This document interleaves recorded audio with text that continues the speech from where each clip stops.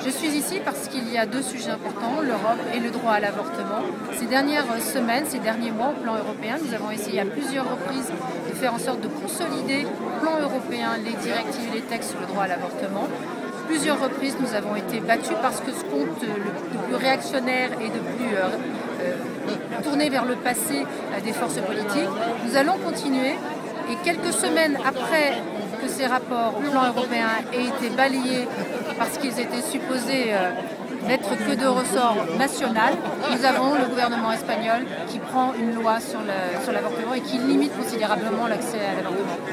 Tout cela pour dire que ces lois, elles doivent être effectivement consolidées au plan européen. C'est très très important de maintenir ces droits et de ne pas faire ces sauts en arrière dans le temps qui font revenir des dizaines d'années en arrière le droit des femmes et plus généralement les droits des hommes et des femmes.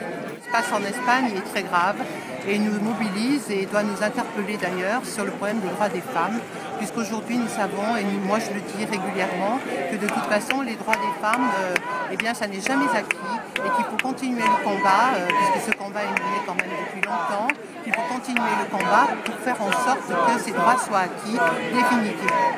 Et je pense que la présence ici est au-delà, puisque je suis au Conseil de l'Europe dans 15 jours. Je vais poser une question sur ce thème-là de 3 minutes, de façon à bien poser le problème. Sinon, on va vers une catastrophe.